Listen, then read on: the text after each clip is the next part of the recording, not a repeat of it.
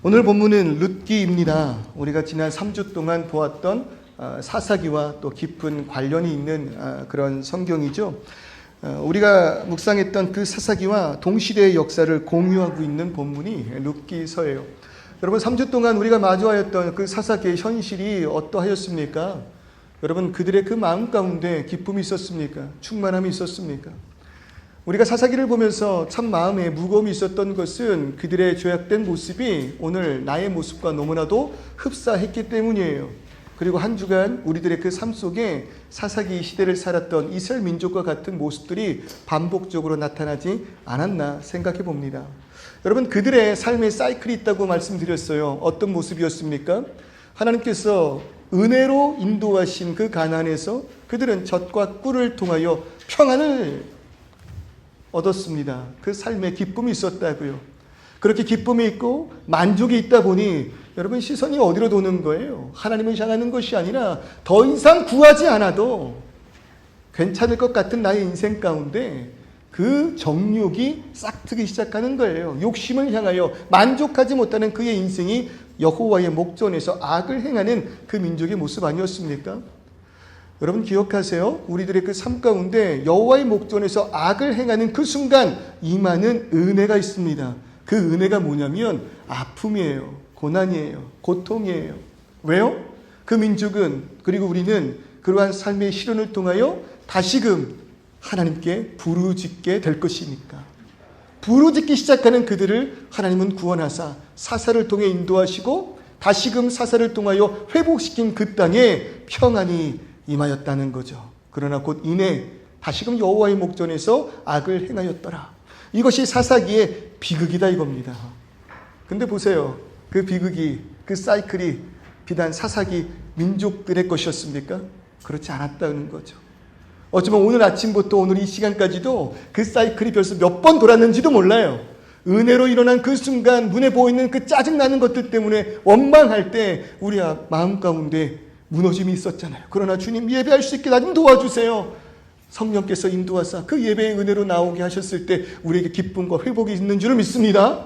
그런데 문제는 또 뭐예요? 저 문을 열고 나아가는 그 순간부터 와, 왜 저 집사가 나를 저렇게 보는 거지? 왜 목사님 나한테 인사를 이렇게 하는 거야? 혹시 지금 뭐가 있는 거 아니야? 왜 이런 전화가 오는 거야? 왜 나는 이렇게 비교되는 거야? 여러분 그 삶이 또 나를 무너뜨리며 정욕의 길로 나아가게 하는 거 아닐까요? 그 아픔, 그 비극, 사사들의 그 모든 치레도 불구하고 악을 행하는 그 시대에 더 이상 소망은 없는 것 같았습니다.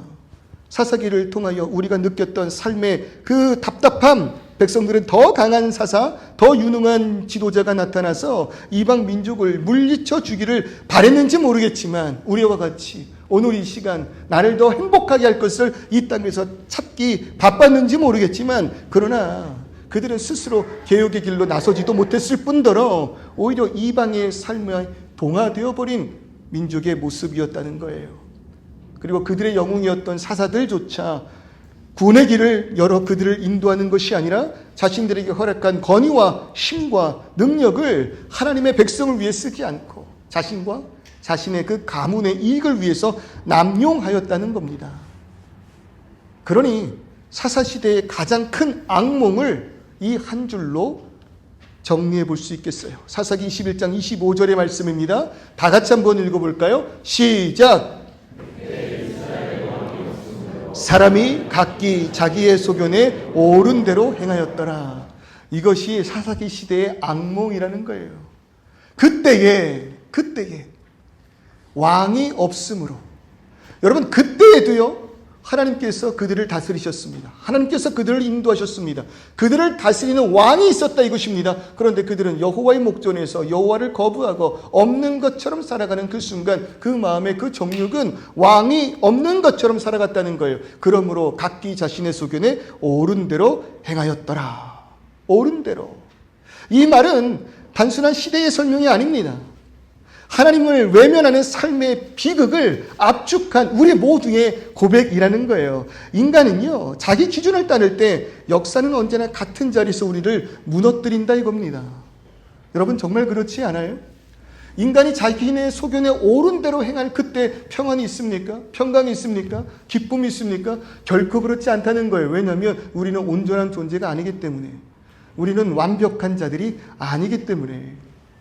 아이를 키워보시는 분들은요, 아이를 보면서 마음이 무너지는 순간들이 있어요. 심지어는 좌절하는 그런 순간들도 있습니다.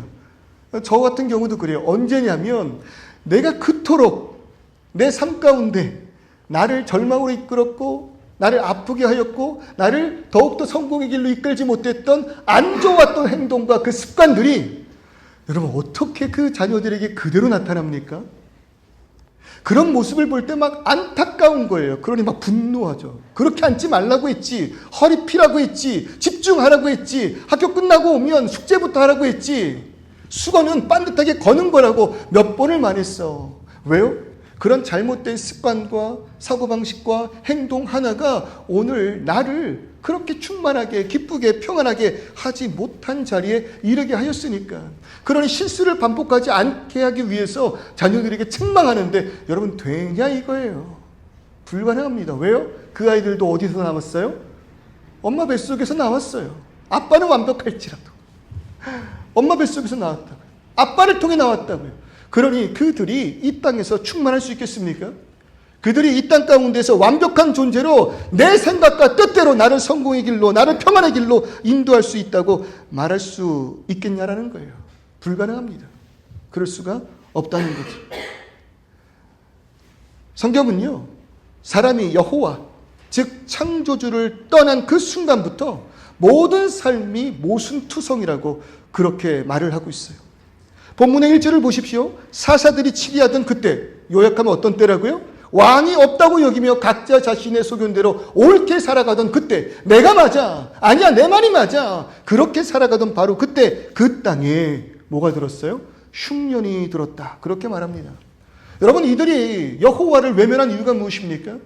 이들이 창조주 하나님을 외면한, 목전에서 배신한 그 이유가 뭐예요? 자신들의 풍요로움을 위해서라고요. 여호와의 목전에서 악을 행하며 이들은 바알과 아스타롯을 섬기지 않았습니까? 땅의 신이나 풍요의 상징입니다. 비를 내린다라고 여겼던 그 이방의 신들을 붙들고 살아간 목적이 무엇입니까? 풍성함을, 그 소출을 얻기 위한 것 아니에요? 그런데 그 소원을 이루지 못한 이들의 모습을 보십시오. 너무 큰 모순이라는 거예요. 누군가가 우리를 향해 그렇게 묻습니다. 교회 다니면 떡이 나와요? 밥이 나와요? 돈이 나와요? 우리를 한심하게 그렇게 바라봐요. 근데 저는 이해가 안 가는 게요. 교회 가면 떡 줘요. 그쵸? 떡 줍니다. 밥도 줍니다. 밥도 줘요. 심지어 우리 교회는요, 청년들에게 용돈도 주고요. 장학금도 줄 거고요. 앞으로 교회 안에서 그런 어려움을 겪는 분들을, 그분들이 다시금 일어설 수 있도록 그 의지를 꺾지 않도록 최선을 다해 도와주는 그런 주는 교회 되었으면 좋겠습니다. 아멘. 네. 여러분, 교회 오면은요, 떡이 생기고요, 밥이 생기고요, 돈도 생겨요. 근데 사람들은 잘 모르나 봐요. 쓸데없는 짓이다. 그렇게 말합니다. 그것들이 삶에 아무런 도움이 되지 못한다. 그렇게 말한다고요. 그러면 보세요. 교회 밖은 기쁨이 넘치고 즐거움이 가득합니까? 여러분, 그렇습니까? 교회 밖을 떠난 지금 이 순간 여러분, 시티 그 공원 한복판에서 일어나고 있는 것은 무엇입니까? 자신의 삶의 만족과 평안 혹은 그 안에 들어가 있는 시기심과 이익을 위하여 데모하고 있는 거 아니에요? 이민 반대 외치고 있는 거 아닙니까? 교회 밖같이 평화롭습니까? 결코 그렇지 않다고요. 오히려 자신들의 그 삶의 구원의 조건을 이루기 위하여 그 길을 찾아 헤매는 세상이라는 거죠. 취직이 잘 되는 스펙을, 또 유행하는 사업을, 뜨는 투자처들을 알아보며 얼마나 바쁜지, 얼마나 곤비한지. 얼마 전에 그 부목사님이 이제 오시기 전에 부목사님이 설교를 한번 해주신 적이 있었잖아요. 그 주가 좀 되게 좋았었어요. 왜 그랬냐면 주일에 제가 할 게 없는 거예요. 설교를 안 해도 된다는, 정말 오랜만에, 몇 년 만에 그런 날이 된 거예요. 그래서 그날을 어떻게 해야 할지를 몰라서 이렇게 막 집에서 빈둥빈둥 거리다가 애들한테 나갈래? 오늘 토요일인데? 애들이 당황해하는 거죠. 오늘 한번 나가볼래? 그리고 토요일 저녁에요, 저희가 밖에 나가서 외식을 했다는 거 아닙니까? 그때 느꼈어요. 와, 주말이 있는 삶이 나쁘지 않구나. 목사님 저에게는 직업적으로도 토요일 주일이 가장 바쁜 날이잖아요. 또 개척교 목사 자녀로 살아가면서 토요일 주일이 항상 교회에 있는 날이었던 것 같아요. 그러니까 저는 지금까지 단 한순간도 월화수목 금을 일하면 토주를 쉰다라는 그 개념이 없었던 거예요. 그러니까 뭔가 여행을 간다고 해도 1년에 한 번 정도 한 월화수 뭐 이렇게 휴가를 내서 아이들 데리고 급히 갔다 오는 것 말고는 어렸을 때도 그랬고 그런 순간들이 잘 없었던 거예요. 근데 그때 제가 아내하고 했던 이야기가 뭐였냐면 월화수목 금을 일하면 마음을 먹고 여행을 갔다 올 수 있는 순간이 매주 있는 거네. 그 개념이 되게 새롭더라고요. 좋으시겠습니다. 네, 여러분 날씨 너무 좋으면은요 한번 날 잡고 나갔다 와 보세요. 네, 한번 그래 보세요. 뭐 협박하는 거 아니고요. 괜찮아요. 정말 하나님께서 지으신 이 모든 창조 만물을 마주하면서 하나님이 창조하셨단다. 아이들에게 산으로 들로 인도하여 그곳에서 예배하는 그 기쁨을 누려보셔도 될 거예요. 그런데 그렇게 나가지 못한다 하더라도요. 여러분 이 자리가 얼마나 행복하고 기쁜지 여러분 이것은 예수 안에서 이 참된 은혜를 맛본 이들만 누릴 수 있는 행복임을 아셨으면 좋겠습니다. 행복하지 않으십니까? 예배하는데 혼자 예배하는 것이 아니라 화음을 더딥힐 그러한 성도들이 함께 하고 있고 날마다 새롭게 하시는 그 교회를 통하여 하나님의 살아계심을 우리가 눈으로 마주하고 있는 그런 현장이잖아요. 우리가 밥을 먹는 그 순간에도 먹을 수 있음의 기쁨이 있고 또 셀로 또 전도회로 나누고 또 성경 공부로 하나님을 더 알아가는 그 순간들이 우리의 삶의 참된 기쁨 아니냐는 거예요. 이걸 모르고 있다라는 거죠. 오히려 하나님을 떠나 그 목전에서 악을 행한 그들의 그 삶의 아이러니 그 모순을 좀 보시라는 거예요. 첫 번째 그 삶의 모순이 무엇입니까? 베들레헴에 먹을 것이 없다는 겁니다. 베들레헴에 먹을 것이 없다라는 것이 무슨 말이냐면요. 베들레헴은 빵집, 떡집이란 뜻이에요. 쇼핑센터를 가다가 맛있게 풍겨지는 냄새가 있습니다. 제가 세상에서 제일 좋아하는 냄새예요. 밀가루 불에 굽혀지는 냄새. 거기에 버터가 조금 첨가가 되면 그게 너무 좋아요. 저는 뭐 크림빵, 무슨 앙금 있는 빵 그런 거보다 그냥 좋은 밀가루에 좋은 버터를 넣고 구운 그 빵 본연의 맛을 너무 사랑해요. 너무 사랑해요. 이걸 닮은 게 저희 첫째인데 첫째는 어렸을 때부터 뭐 쇼핑센터를 가도요. 뭐 인형 앞에 서성거리고 있지 않았어요. 이거 사줘 떼써본 적이 없어요. 근데 지나가다 빵집 앞에만 이렇게 서서 그 빵 냄새를 맡고 좋아하고 그 빵 사달라고 조르는 그런 아이였다고요. 얼마나 좋습니까? 빵 냄새가 풍겨봐요. 집에서 쌀 냄새가 풍겨봐요. 얼마나 행복한 것입니까? 얼마나 만족이 됩니까? 그런데 빵집에 뭐가 없다고요? 빵이 없다는 모순이 있다고요. 언제나 그곳에 그냥 배불리 먹을 무언가가 있어야 할 그 땅인데 사사들이 치리하던 그때 더 풍요로움과 풍족함을 가지고 하나님을 떠난 그들의 그 땅의 모습 베들레헴에 빵이 없는 먹을 것이 없는 이런 아이러니 모순이 있다는 겁니다. 두 번째 모순이 뭐냐면 엘리멜렉이 모압 땅으로 이주하였다는 겁니다. 엘리멜렉의 이름은요 하나님이 왕이시다라는 뜻이에요. 하나님이 왕이시다. 그런데 그의 이름과 실제의 삶이 달랐다는 겁니다. 하나님께서 그 민족에게 기업을 허락하셨습니다. 그 기업은 율법상 완전히 팔아버릴 수가 없어요. 그런데 그는 자신의 삶을 위하여 허락하신 그 모든 기업을 다 팔아버리고 이방 땅을 향해 나아갔다는 겁니다. 심지어 어떤 땅이에요? 모압 땅이에요. 모압 땅. 지금 이 사사기 시대와 룻기가 같은 역사를 공유하고 있고 시대상을 공유하고 있는데 정확히 언제인지는 잘 모르겠어요. 그런데 이런 추측을 해볼 수가 있다는 거죠. 모압은요 한때 이 이스라엘을 18년 동안 사사시대에 점령하였을 때가 있습니다. 18년이라는 그 시간이 얼마나 길어요? 그럴 때 어쩌면 이스라엘의 그 아픔 속에서 더 이상 이 땅에 소망이 없다라고 여겼던 그 가정이 모압으로 넘어간 것은 아닌가라는 추측을 해볼 수 있다는 거예요. 마치 일제 치하 가운데 멸망해가는 조선, 아니 어쩌면 멸망해버린 그 조선 가운데 이 땅엔 더 이상 소망이 없다. 일본의 그 식물물과 그 언어와 그 사회에 익숙해짐으로 우리의 가문의 반전을 한번 읽어보자. 그렇게 일본으로 넘어갔던 많은 지식인들의 그런 모습과 같이 하나님은 왕이십니다. 그 땅에서 경배했어야 할 이 엘리멜렉이 암몬 모압 땅으로 나아갔다는 거예요. 세 번째 모순은요 나오미라는 인물이에요. 이 나옴이라는 그 이름 또한 여러분 들어보세요. 얼마나 기쁜지. 기쁨이란 뜻이에요. 그냥 기쁨이에요. 즐거움이란 뜻이에요. 그리고 사랑받는 자, 사랑스러움이라는 뜻이 나오미입니다. 그러니까 이 여인이 남편과 함께 있을 때 하나님께서 그들에게 허락하신 그 땅에 살아가고 있을 때 얼마나 그 마음에 기쁨이 넘치고 만족이 넘치고 충만하였을까요? 보는 사람들보다 나오미, 기쁨아, 사랑아, 사랑스러운 자야, 즐거움아, 여러분 그렇게 말했다라는 거 아닙니까? 그런데 지금 이 나오미, 기쁨과 즐거움, 사랑스러움이라는 그 대명사, 이 여인이 살기 위하여 모압 지방으로 내려갔을 때 맞이한 것이 뭐예요? 그곳에서 남편을 잃었습니다. 기쁨이 사라졌어요. 그리고 어떻게든 살아보고자 두 아들을 이끌고 10년을 몸부림친 결과 두 아들이 세상을 떠나고 말았어요. 즐거움이란 그 인생에 존재하지 않는 것처럼. 그러니 룻기 1장 20절의 그 말씀을 보면은요, 나오미가 사람들에게 이렇게 말을 합니다. 이르되 나를 나오미라 부르지 말고 나를 마라라 부르라. 이 얼마나 비참한 현실입니까? 마라라는 거는요, 괴로운 자라는 뜻이에요. 나를 더 이상 나오미, 나를 기쁜 자라고 부르지 마요. 나를 즐거운 여인아 부르지 마요. 사랑스럽다 말하지 마세요. 내 인생이 무너질 것 같아요. 차라리 나를 괴로운 자요, 마라라 그렇게 불러주면 좋겠습니다. 너무나도 큰 모순이라는 거죠. 그럴 때 보면은요, 우리들의 삶의 가장 큰 비극, 가장 큰 괴로움은요, 나의 이름과 다른 삶을 살아가는 것에 있는 것 같습니다. 이름의 뜻이 다 있으시죠?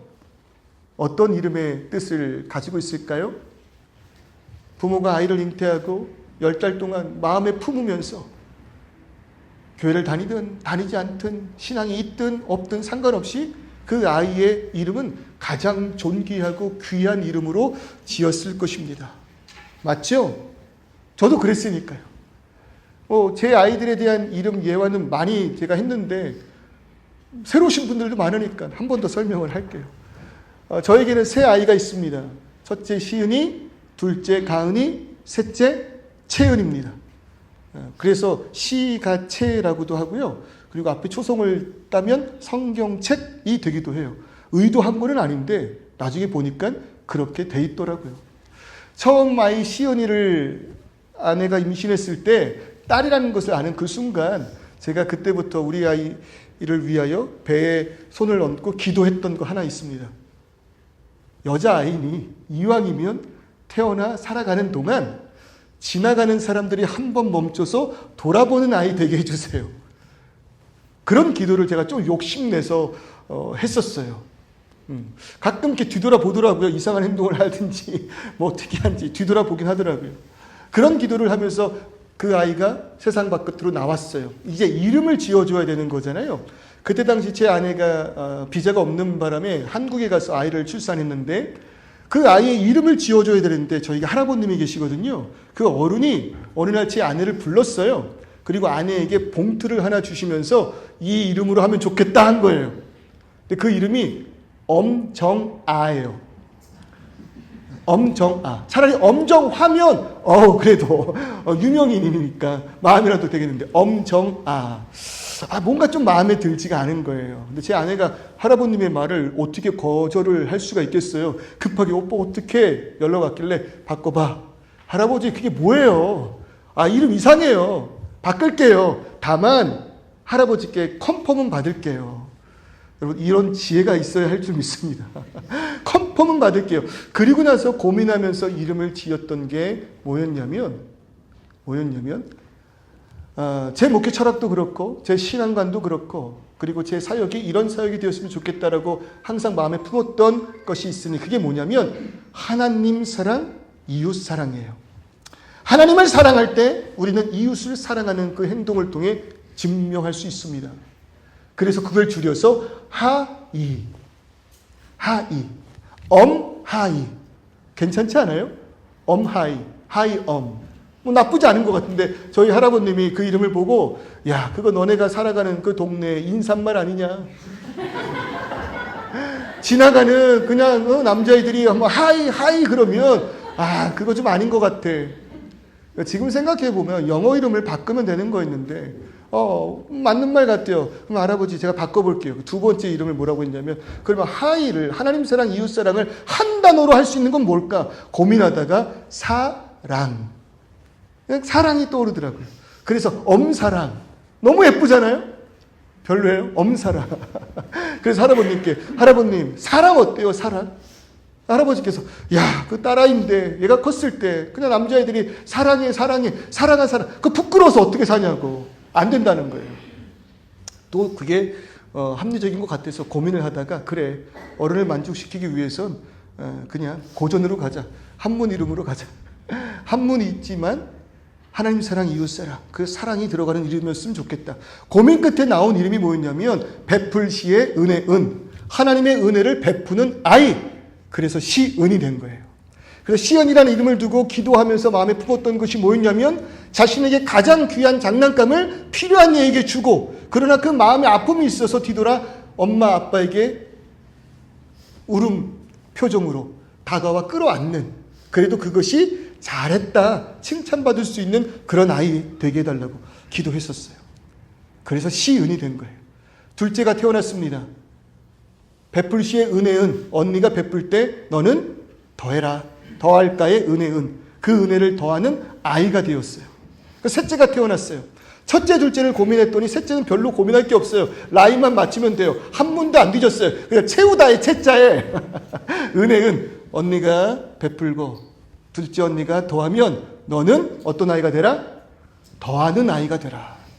그래서 너희가 모였을 때 이 땅이 하나님의 은혜로 충만한 아이들 되었으면 좋겠다.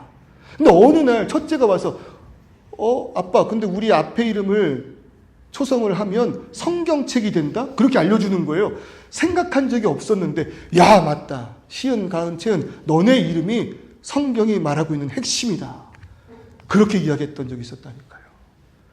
목사답죠? 목사의 자녀들 같지 않습니까? 그런데 비극이 뭐라고요? 그 이름대로 살아가지 못하는 것이 아픔이고 비극이라고요. 시은, 가은, 채은이가 모이면 집이 뒤집어집니다. 서로 내 거야를 연발하고 양보하지 않고 심지어 자기들끼리 영어로 이야기하다 깜짝 놀랐어요. 누구라고 말을 안 하는데 Hey, shut up. 오, 충격을 먹은 거예요. 넌 시은인데, 너는 가은인데, 너는 채은인데. 여러분 이 땅의 모든 것들이 이름대로만 살아갈 수 있다면 우리가 지어준 그 이름으로만 살아갈 수 있다면 그것이 바로 천국일 것입니다. 그것이 바로 우리의 만족 있는 그 땅일 것입니다. 구원은요 그렇기 때문에 이러한 모순 속에서 본질로 회복시키는 은혜가 구원인 거예요. 있어야 할 곳으로 돌아가고 내 존재가 회복되는 것 그것을 성경은 구원이라고 말한다고요. 복잡하지 않아요. 내가 있어야 할 곳에 서 있는 것 나라는 존재가 그 존재로서 살아갈 수 있는 것 그것이 천국의 모습일 것입니다. 실제로 그래요. 하나님께서 인간을 만드시고 가장 먼저 하신 것이 뭐냐면 복 주신 것이었어요. 복에 참 많이 관심을 갖고 계세요. 왜요? 그가 사랑하는 어여쁜 우리니까. 그래서 그가 인간을 창조하시고 어디에 두셨습니까? 창세기 2장 8절의 말씀입니다. 여호와 하나님이 동방의 에덴에 동산을 창설하시고 그 지으신 사람을 거기에 두셨다라고 말합니다. 사랑하는 이를 어디 두셨대요? 에덴에 두셨대요. 에덴의 뜻이 뭔데요? 기쁨입니다. 평강입니다. 딜라이트입니다. 그러니까 하나님은 나를 어디 두신 거예요? 하나님은 우리를 어디에 두신 거예요? 에덴, 기쁨, 평강의 땅에 두셨다고요. 에덴의 만족이 무엇입니까? 여러분 성경을 보면 그 땅은요 먹을 것이 풍성하였습니다. 굶주림이 없었다고요. 환경에 아름다움이 있었단 말입니다. 호주의 환경과는 비교도 안 될 것이 에덴의 아름다움이지 않았을까요? 무엇보다 평화로웠어요. 야구방식이 없어요. 모든 것이 하나님께서 허락하신 그 자리에서 사명에 따라 살아가는 것이지 더 많은 것을 취하기 위하여 남의 것을 뺏고 싸우는 그런 아픔이 없었단 말입니다. 무엇보다도 그곳엔 생명 되시는 하나님이 계셨어요. 창조주예요. 나를 만드셨어요. 그가 나를 지으셨으니 나를 가장 잘 아시겠죠? 나에게 필요한 그 모든 것을 허락하시는 분, 여러분 그것이 하나님이신 줄 믿으시기를 소원합니다. 나를 가장 잘 아시는 분이 하나님, 그러니 하나님께 기도할 때 그가 들으시고 응답하고 나의 앞길을 여시며 오늘 나에게 필요한 그 모든 것들을 허락하시는 것 아니겠어요? 무엇보다 그가 생명이라고 성경이 말합니다. 그러니 생명 되신 하나님과 함께하는 그 삶 그 자체가 복인 거예요. 희락인 거예요. 생명 되시는 그와 함께하는 것. 에덴은 희락이 있고 빵집엔 빵이 있으며 엘리멜렉은 하나님을 섬겨야 했고 나오미는 기쁨을 누려야 했는데 그러나 사사시대 스스로 왕이 되기를 소망한 자들에게 하나님은 필요 없었다라는 겁니다. 하나님을 떠났습니다. 생명에서 벗어났습니다. 그 결과 빵집인데 빵이 없고 나오미지만 슬픔 가득한 그러한 인생을 살게 되었습니다. 나오미가 아닌 마라의 인생이 어쩌면 오늘 이 시간 우리들의 아픔일지도 모르겠어요. 본 모습을 잃어버린 그 비참함의 모습. 가정을 보십시오. 아빠가 아빠다웠다면, 엄마가 엄마다웠다면 자녀들에게 아픔이 있었겠습니까? 자녀가 자녀다웠다면 부모에게 근심과 걱정이 있었겠습니까? 국가가 국가답고 그 국가를 다스리는 정치인들이 정치인다웠다면 어떤 국민이 괴로워할까요? 무엇보다 하나님의 백성인 성도, 진짜 참된 비극은 무엇이냐면 네, 그래요. 세상은 하나님을 알지 못해요. 그럴 수 있어요. 그들은 하나님을 외면한 자들이라고 쳐요. 그러나 진짜 비극은 뭐냐면 하나님의 자녀들 또한 하나님 자녀답지 않게 살아가는 것. 그러니까 이스라엘 민족을 하나님께서 거룩, 분리, 구별하신 그 뜻이 뭐라고요? 그들을 통하여 하나님 역사를 나타내시기 위함 아닙니까? 그들의 거룩한 그 모습을 통해서 하나님의 살아 역사하시는 그 모습을 하나님 알지 못하는 자들에게 나타내시게 한 거잖아요. 세상의 흉년일 때 하나님 앞에 구별된 엎드린 자들의 삶 가운데 풍년을 허락하십니다. 그러면 그들이 바라볼 때 저들의 신이 누구인가? 반대로 세상이 충만함으로 자신들만의 인생을 살아가고 어떻게든 내가 내 삶을 보장해야 된다고 여길 때 아무것도 없는 저들이 평안해요. 아무것도 없는 저들의 기쁨이 넘쳐요. 아무것도 없는 저의 가정의 행복이 넘쳐요. 저들을 인도하는 이가 누구일까? 여러분, 그 거룩과 그 구별을 통하여 이 세상에 하나님을 나타내야 하는 소망을 품은 자들이 이스라엘 민족 아니었습니까? 그 땅의 진정한 비극은 이 소망을 품은 자들이 하나님을 떠났다는 거예요. 오늘 이 시간 우리 시대의 아픔은 교회가 교회답지 않다는 거예요. 성도가 성도답지 않다는 겁니다. 목사가 목사답지 않게 세상의 다른 권력과 부를 소유하기를 소원한 그 마음이 이 땅에 너무나도 큰 슬픔이라는 겁니다. 교회의 본질은 뭡니까? 교회의 본질은 다른 게 아닙니다. 곧 죽어도 교회의 본질은 예배입니다. 예배가 뭐예요? 아바드, 사하, 엎드려져 봉사하는 겁니다.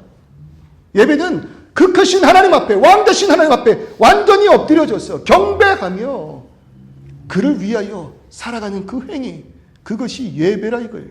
그러니 오늘 이 시간 우리가 모인 목적은요, 다른 게 아닙니다.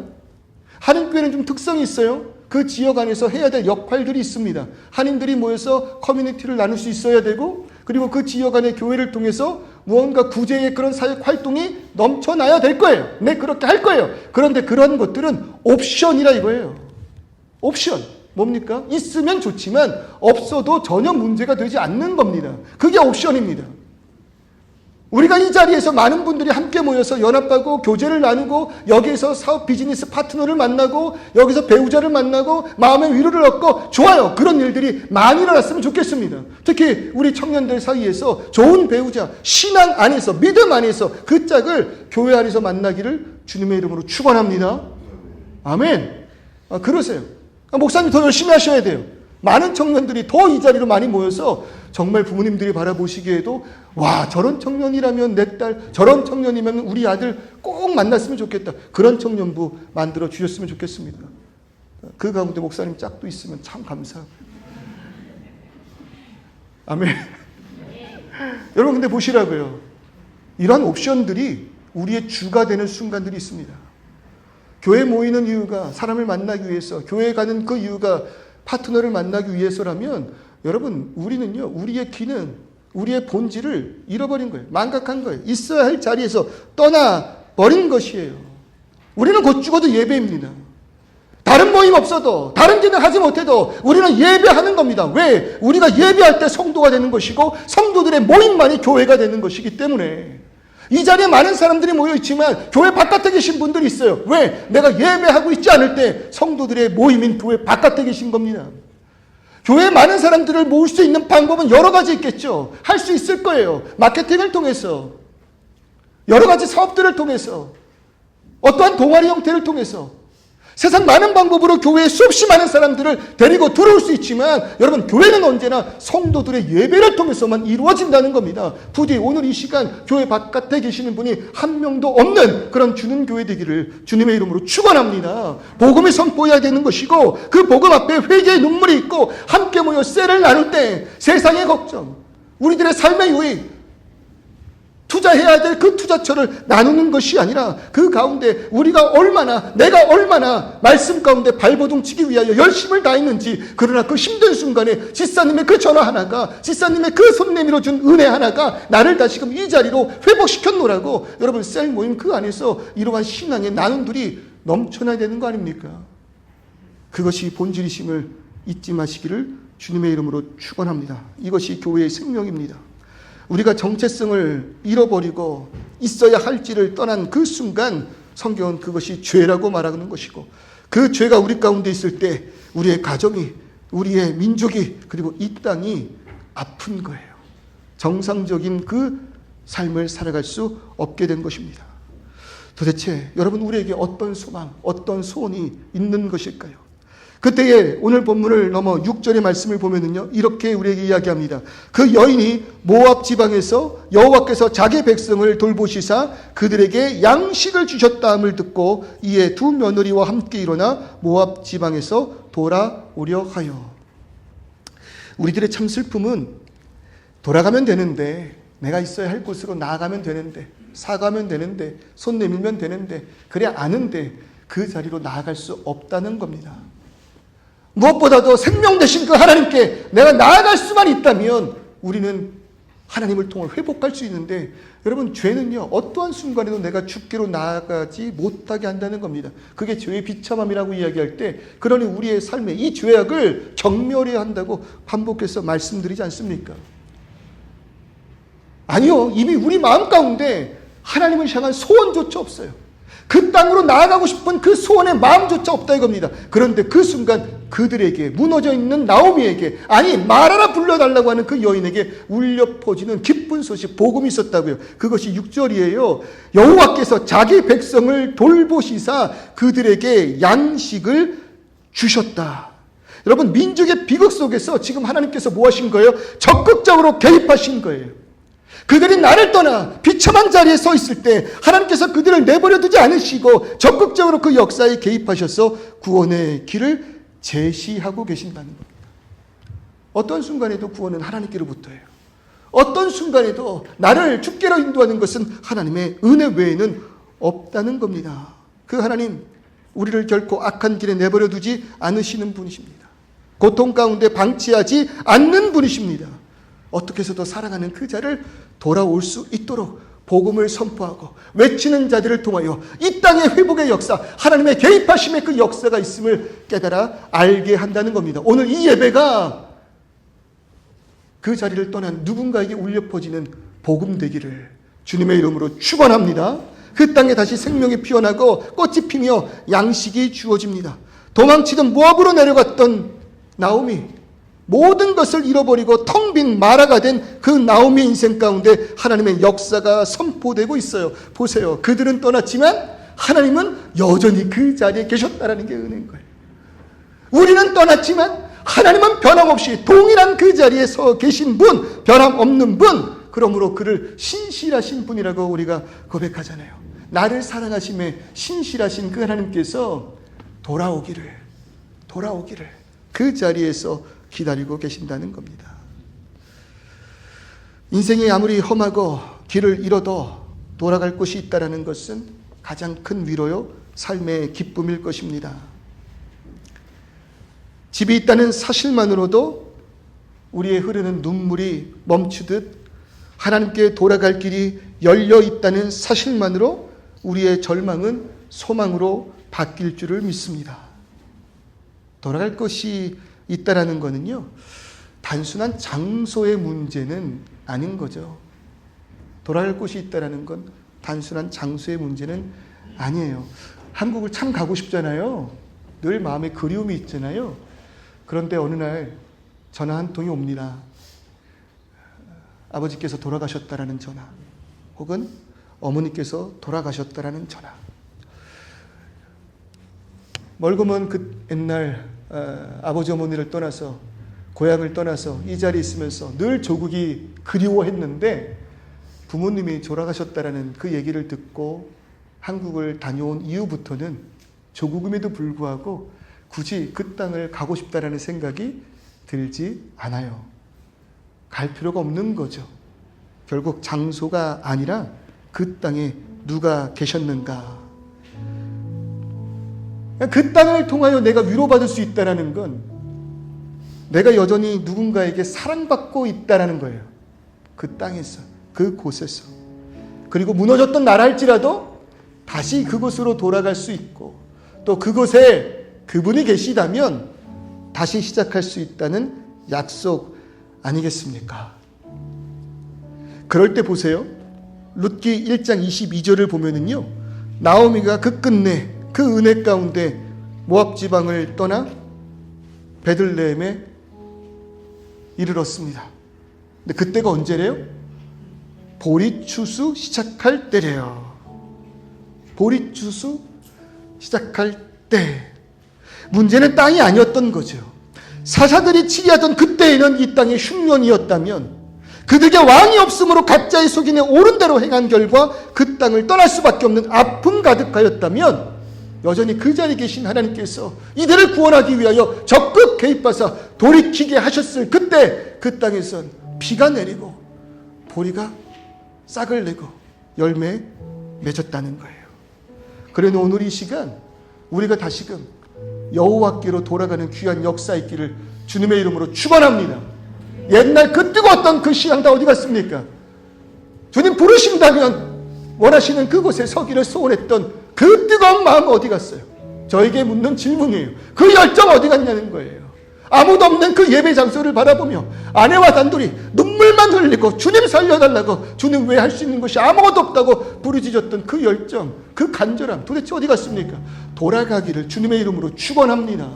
우리들의 그 신앙이 주님만을 바라고 주님만을 원하며 그 안에서 내 생각 내 뜻을 내려놓아도 평안했고 감사했고 행복했던 예배 하나로 충만했던 바로 그 순간, 그때 우리의 발걸음 하나님께서 비를 준비하시사 돌아간 그곳에서 마주하는 것은 열매 맺힌 과실일 줄 믿습니다. 돌아가는 그 발걸음을 위하여 비 준비하시는 그 하나님, 그 하나님께로 돌아가는 저와 여러분 되시기를 주님의 이름으로 축원합니다. 이 시간 우리 다 같이 한번 찬송할 때, 주님요 내가 마라입니다. 그러나 주님께로 나아갈 때 나오미의 기쁨을 회복시켜 주시옵소서. 우리 주는 위대하며, 우리 주는 위대하며 능력이 많으시로다. 우리를 기다리시는 주님,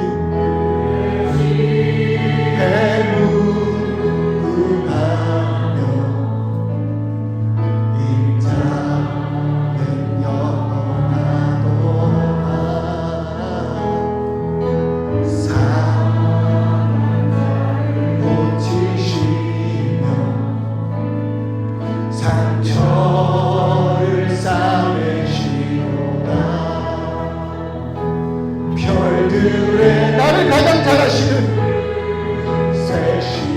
나의 이름을 붙여주신 주님, 내가 그 이름대로 기쁨을 누릴 수 있기를.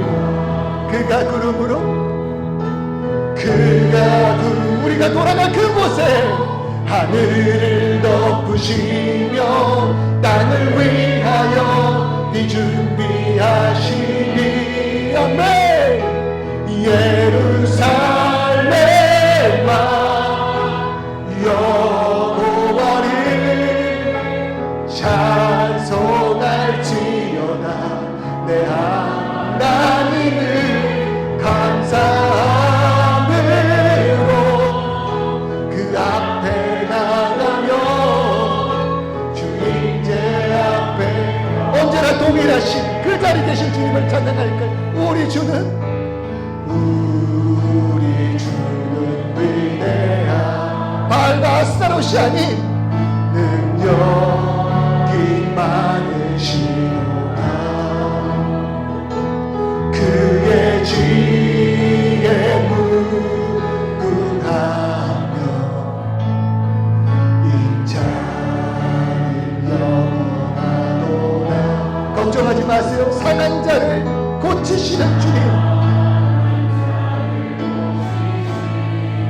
마라를 나오미로 변화시킬 주님, 싸매시노다. 우리의 존재를 기뻐하시는 이름을 비춰주신 주님, 들을 세시며 이름을 붙이셨도다. 그가 우리의 갈 길을 예비하시고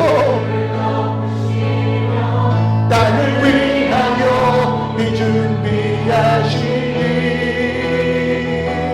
예루살렘아 여호와를 찬송할지어다. 내 하나님을 감사함으로 그 앞에 나가며 주 임재 앞에 경배해. 그가 구름으로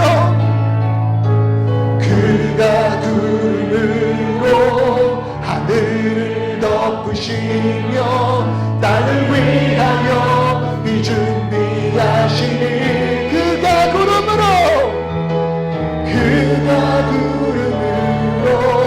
하늘을 덮으시며 땅을 위하여 준비하시니 아멘. 예루살렘아 여호와를 찬송할지어다.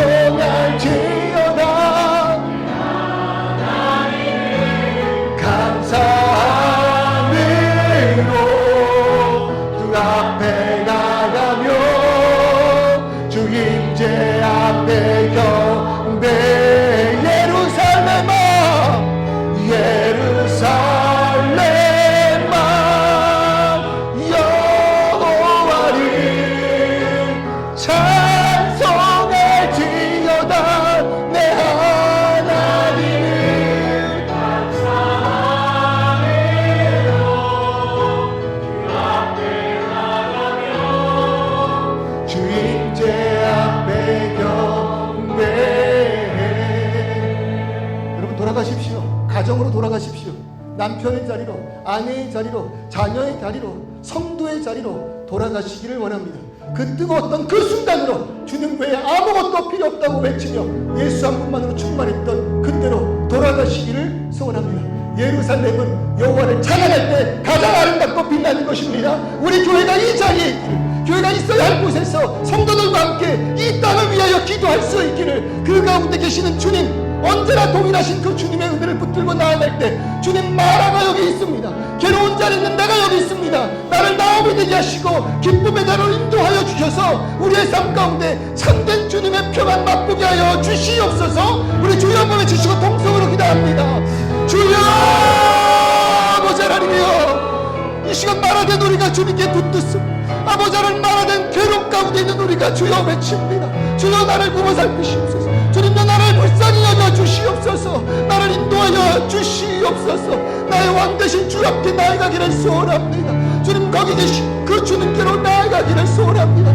주님 나를 회복시켜 주시옵소서. 아버지 하나님, 내가 다시 한번 남편의 자리로, 아내의 자리로, 아빠의 자리로, 엄마의 자리로, 성도의 자리로 하나님 돌아가기를 소원할 때 그 발걸음 인도하시며 내리시는 비를 맺고 아버지 하나님 부드러워진 그 땅을 밟게 하여 주시옵소서. 돌아간 그곳이 볼이 추수할 때라는 것이 얼마나 큰 만족이 있고 기쁨이 되는지요. 그러한 평강과 은혜를 누리기를 원하오니 주님 나를 붙드시고 인도하여 주시옵소서. 특별히 아버지 하나님, 이 호주 땅에서 발붙일 곳 없어 눈물 흘리는 성도님들 계십니다. 비자의 문제로, 사업의 문제로, 건강의 문제로, 가정의 문제로, 그럴 때 그 괴로움 가운데 내버려두지 말씀하시고 구원으로 인도하여 주시옵소서. 구원으로 인도하여 주시옵소서. 그러므로 오직 예수 안에서 참 평안을 누리는 우리 성도님들 될 때 우리가 교회로 함께하여 싸우니 우리를 통하여 이 지역이 변화되게 하여 주시옵소서. 성도는 주를 찬양할 때 가장 가치 있게 빛날 줄을 믿습니다. 찬양하는 우리를 주님여 기뻐 받아 주시옵고, 마라의 자리에 있었던 우리가 다시금 주님을 사모하는 그 자리에 이르기를 원할 때 나오미로 회복시켜 주시옵소서. 우리의 삶의 기쁨, 평안, 만족 있기를 소원합니다. 이 땅에서 구원을 찾는 것이 아니라 주님의 구원을 바라는 우리 모두 되게 하여 주시옵소서. 그럴 때에 다시금 돌아가게 하여 주시옵소서. 가정으로, 남편으로, 아내로, 아빠로, 엄마로, 성도의 자리로, 있어야 할 곳에 있음으로 인하여 평안을 누리는 가정 되게 하시고, 있어야 할 곳에 있음으로 인하여 거룩한 넘치는 교회와 성도 되게 하시며, 우리가 있음으로 하나님의 참된 소망, 그 복음의 메시지를 들을 수 있는 이 땅 되게 하여 주시옵소서. 주님만을 향하는 우리 교회 주님께 엎드려집니다. 주님, 거룩을 사모할 때 거룩을 통하여 역사하시는 분일 줄 믿사오니 오늘 주 앞에 거룩하기를 소원하는 우리가 나아가는 모든 발걸음 가운데 주님의 역사, 다시금 그 가운데 보리가 자라나고 있음을, 추수할 때가 되었음을 선포할 수 있는 은혜의 역사가 선포되게 하여 주옵소서. 예수님의 이름으로 기도드립니다. 아멘.